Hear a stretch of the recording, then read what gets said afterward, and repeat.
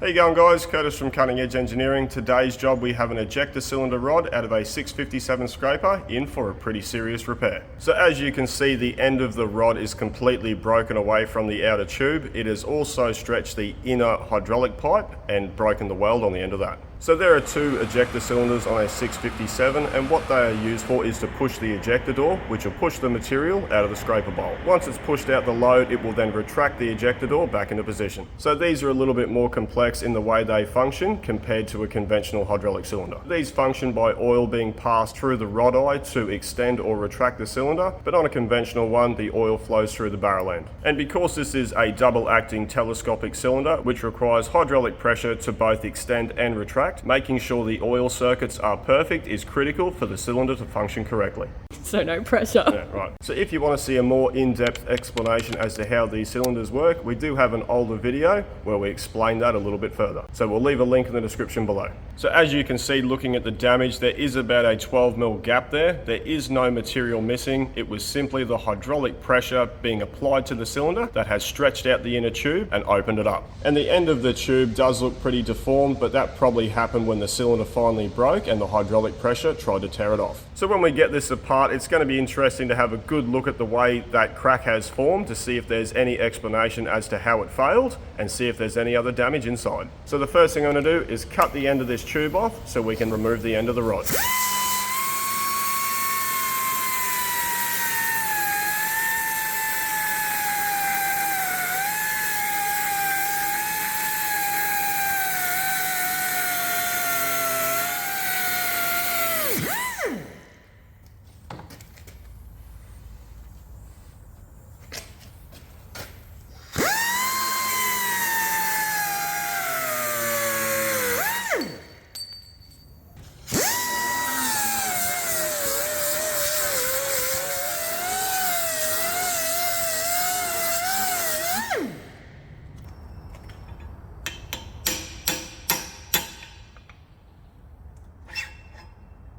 So that end came off pretty easy. We've been able to have a good look at that crack structure, and I have worked out what would have caused that to fail. There are a couple of pinholes in the weld, and the major fracture point is at the end of one of those pinholes. So that wasn't a 100% penetration weld. There was a defect in it, and over time those defects will start to fracture, and finally they will fail. So now the end's off, you get a clearer picture on how these are made. They start out as four major components. You have the rod end where the oil is fed into it. You have the rod's outer tube, you then have the rod end and the inner tube inside. So when these are built, the two rod ends are put into the tube, they get welded, it then gets machined, chromed, and then reground. So now we need to get the other end off. We're going to go set it up in the lathe.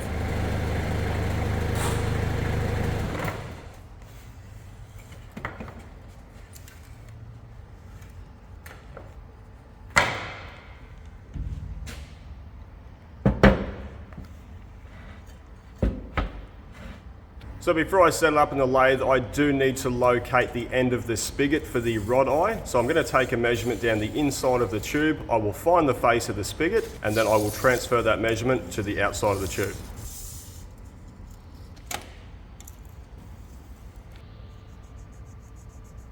I'm going to say it's going to be there, center.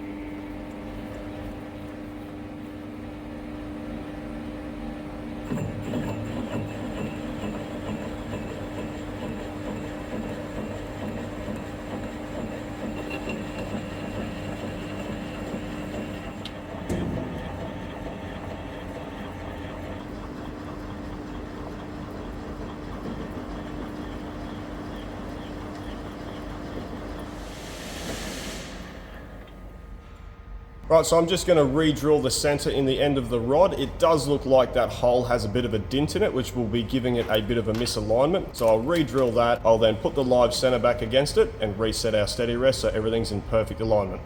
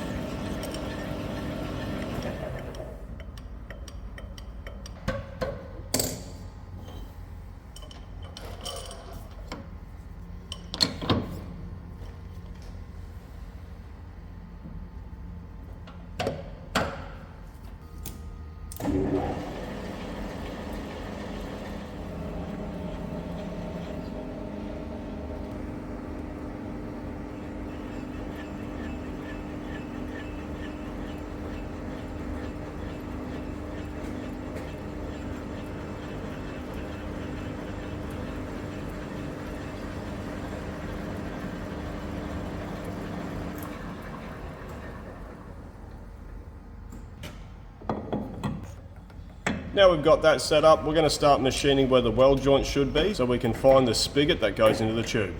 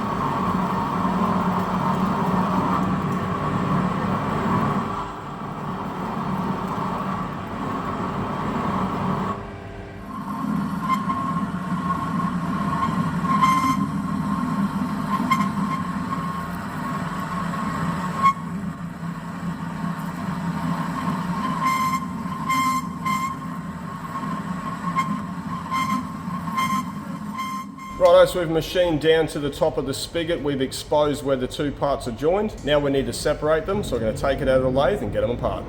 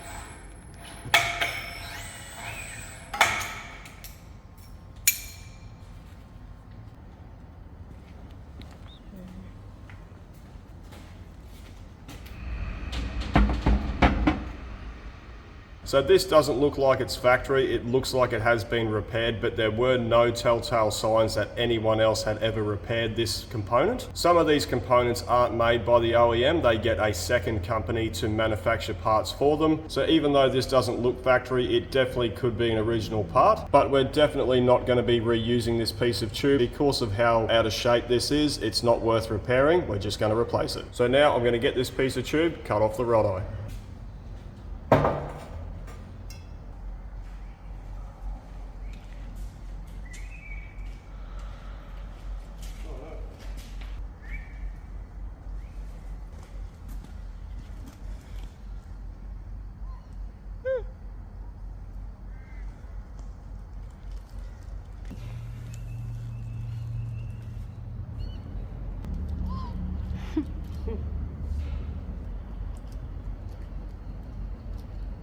Last bit, dude.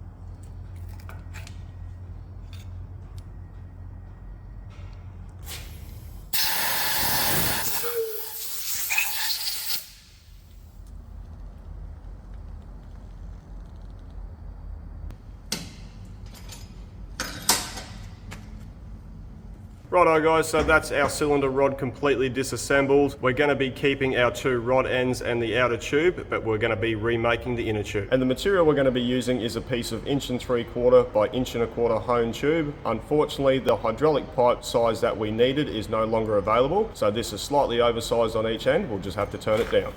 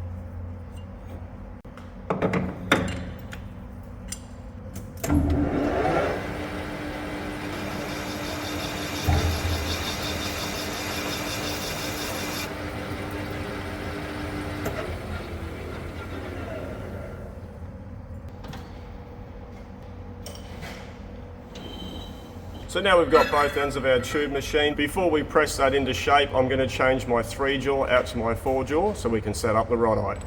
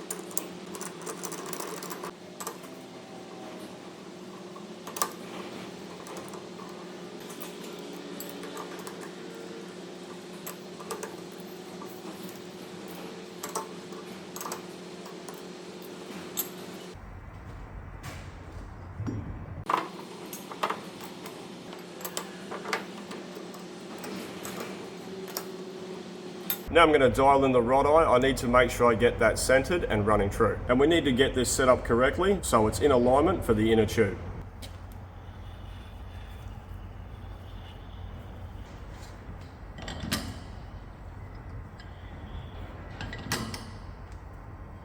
So dialing in a part like this does take a little bit of time. You do need to go back and forwards from the outside diameter to the face, because when you bump the face to get it to run true, it then is no longer centered in the chuck. And it doesn't help that there aren't any really good machine surfaces, so I just keep making fine adjustments till I get it as close as possible. So that's dialed in, I'm pretty happy with that. We've got it running to within 0.05 of a mil, so now we can get on to pressing the inner tube.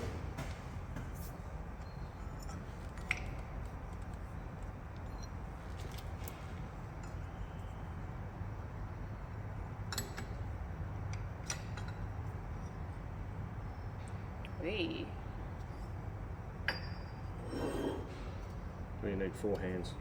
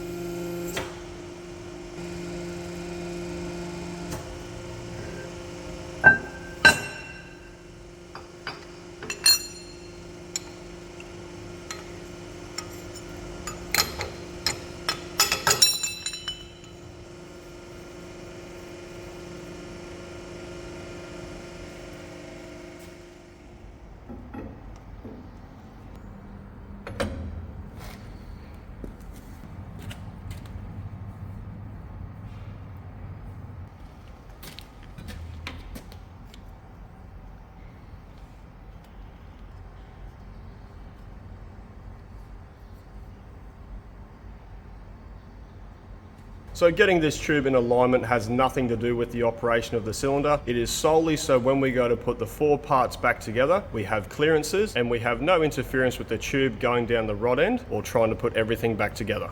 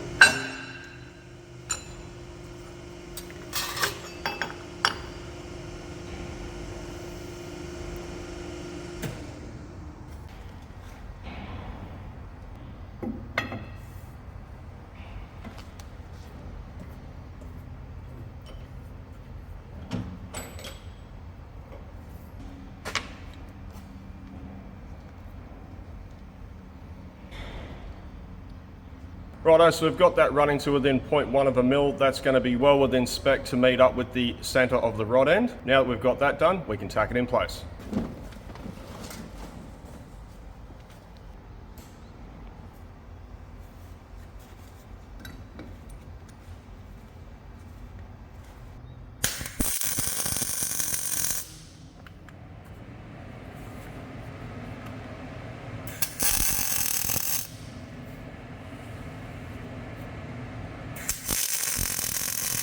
Now that that's done, we're going to go and weld it up.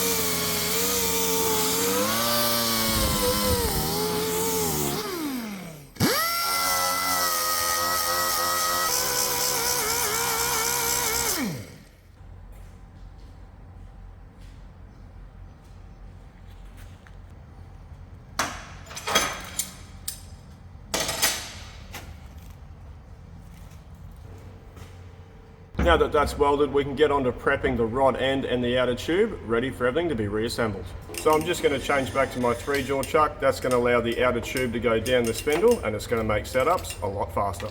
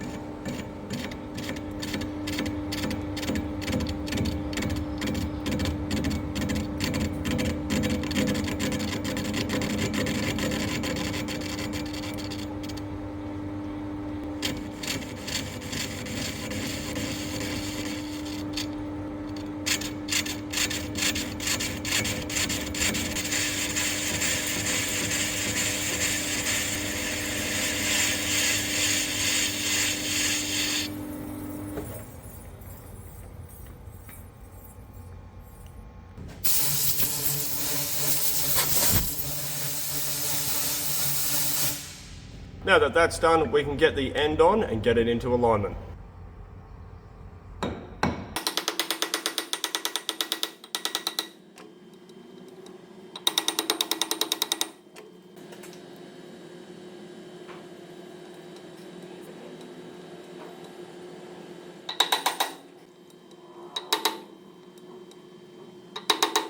So I've got that end running to within 0.02 of a mil. The surface finish has a few inconsistencies, so the dial indicator is bouncing across those, but it is running concentric with the outer tube. So now that that's done, we can tack it in place.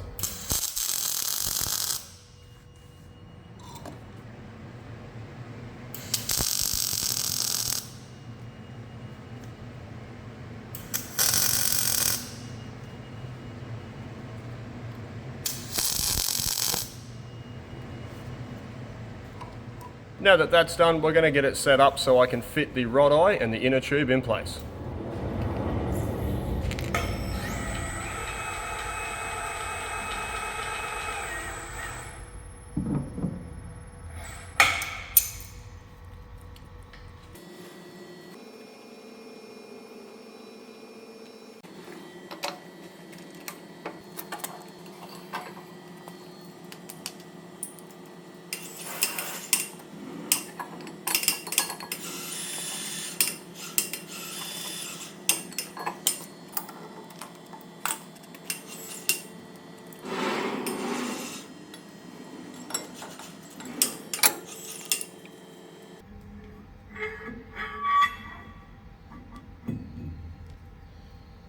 So our inner tube went through our rod end, no problems at all. I'm just going to use my tailstock to hold the rod eye in alignment, and then we'll push it into place and check for our overall length.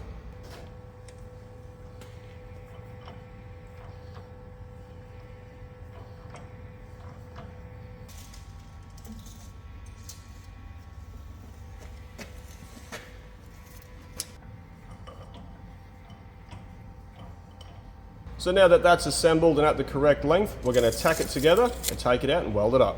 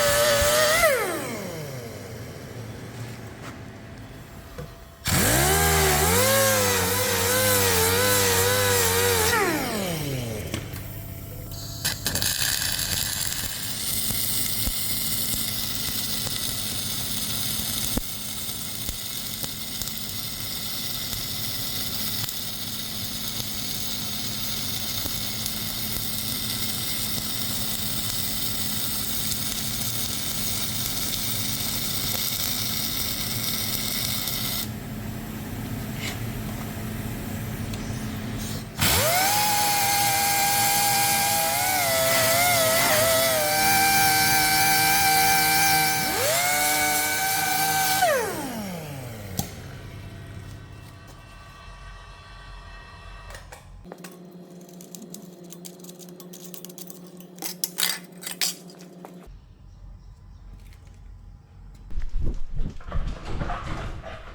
a good way to say. Yeah. Hang on. Oh my gosh. Get out of it. Sit. Homeless. Sit. What do we got? What is this? Good boy.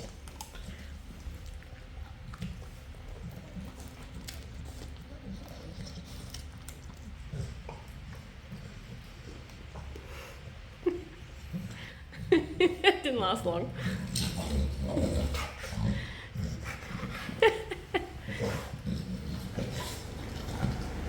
So that's fully welded and it's cooled down enough now. We're going to take it back over to the lathe and machine down these welds.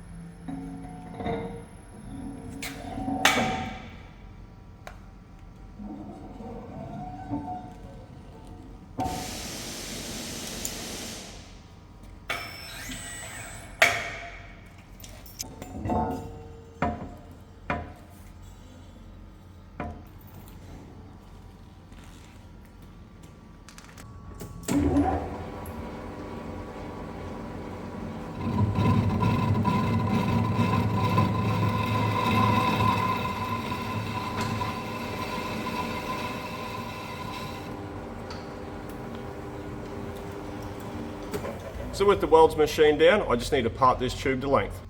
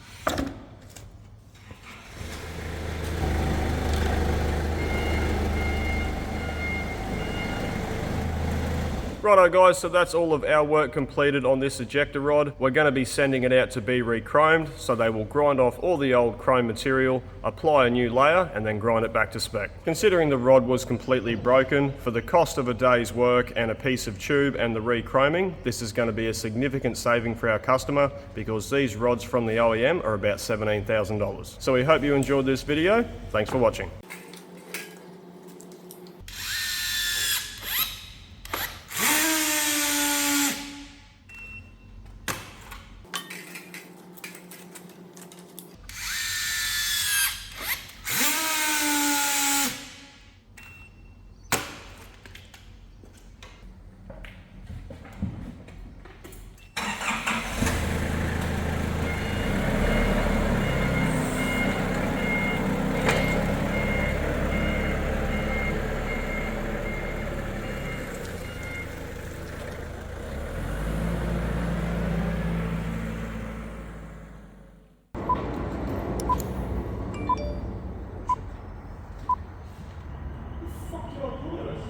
What are you looking for?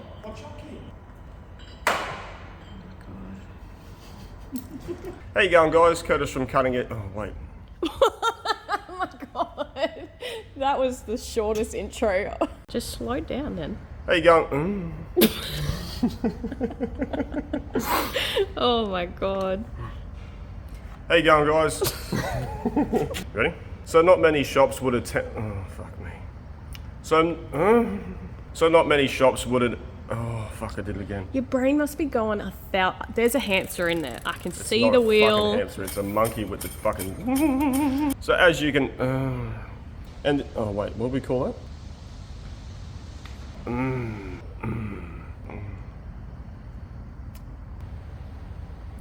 Help. So now we've got... Oh, wait, what? Oh, fuck, what was after that?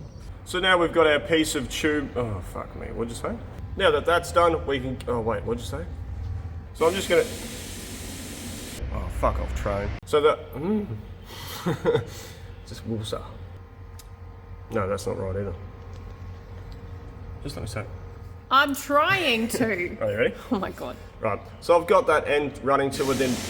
I nearly had it too. Hurry up. Fucking still waiting. If you look really closely, you can see a slight crack.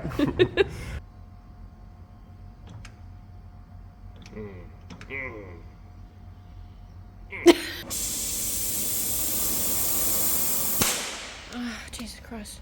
Why is it wonky like that? Is that normal? It actually looks like Harry Potter's broomstick. Wait a minute. Can you ride it like Harry Potter? I was going to say, what does Harry Potter say? Sing, sing, shall, shall. Wingardium Leviosa. Oh, wait. You're a wizard, Harry. You're a wizard, Harry. That's the greatest moment ever.